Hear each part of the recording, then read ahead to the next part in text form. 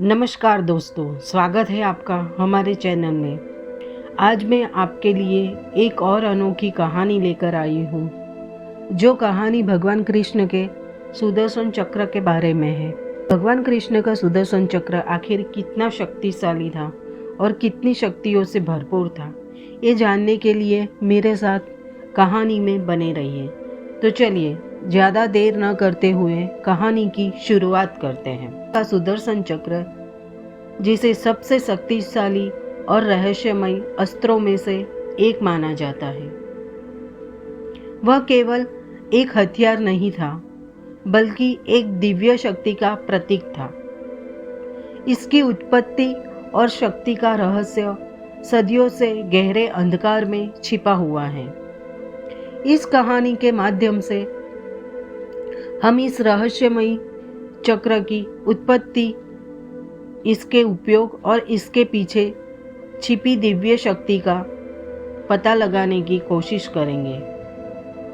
प्राचीन काल में जब संसार में अधर्म का बोलबाला था, सत्य और धर्म खतरे में थे, तब भगवान विष्णु ने इस संसार को धर्म की राह पर वापस लाने का संकल्प किया।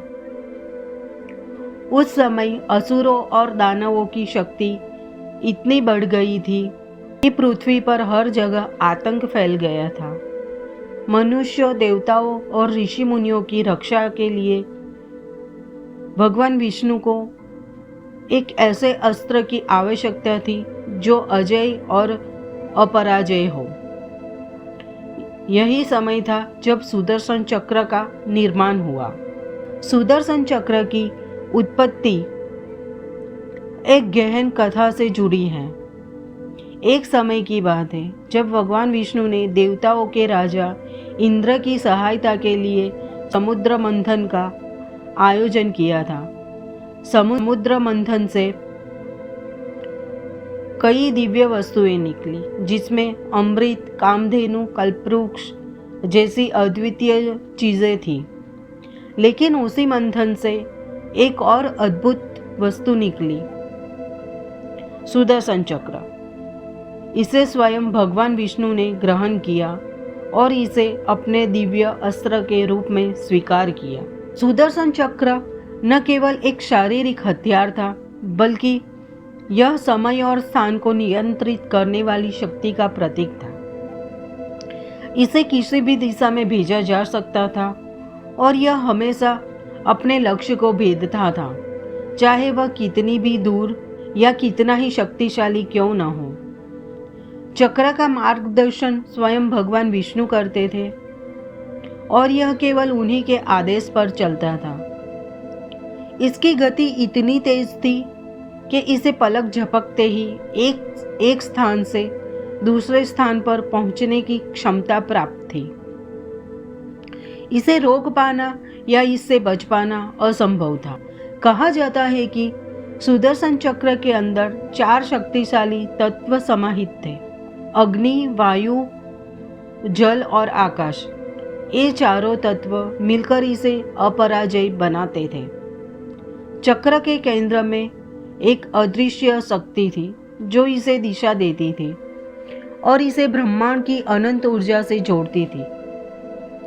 इस चक्र की सबसे अद्भुत बात यह थी कि इसे केवल धर्म और सत्य की रक्षा के लिए प्रयोग किया जा सकता था। जो भी इसे अन्याय या अधर्म के लिए प्रयोग करने की कोशिश करता, वह स्वयं इसका शिकार हो जाता था।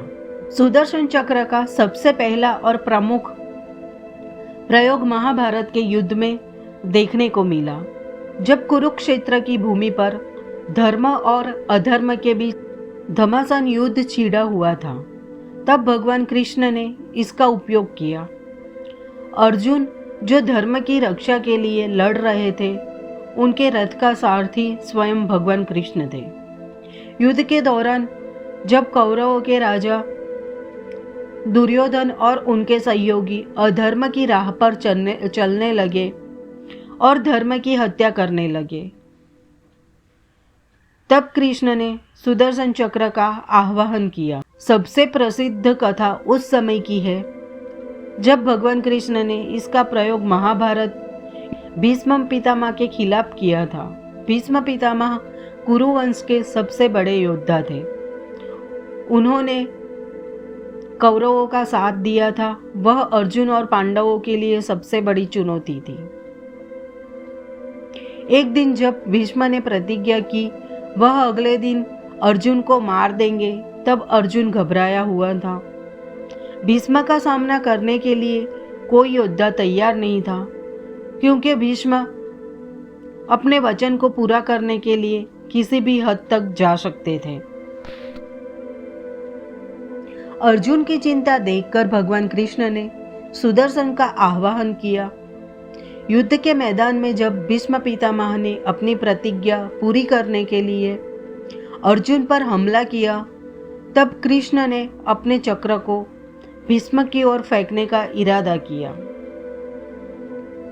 कृष्ण का उद्देश्य था अर्जुन की रक्षा करना और धर्म की रक्षा करना।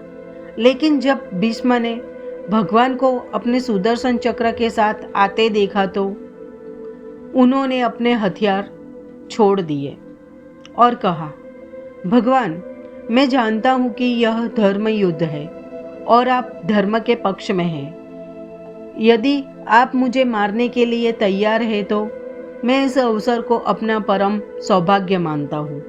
भीष्म की यह बात सुनकर भगवान कृष्ण ने सुदर्शन चक्र को रोक लिया और भीष्म पितामह को आशीर्वाद दिया। यह घटना दर्शाती है कि सुदर्शन चक्र का प्रयोग केवल अधर्म और अन्याय के खिलाफ ही होता है और धर्म के मार्ग पर चलने वालों को इसका सामना कभी नहीं करना पड़ता।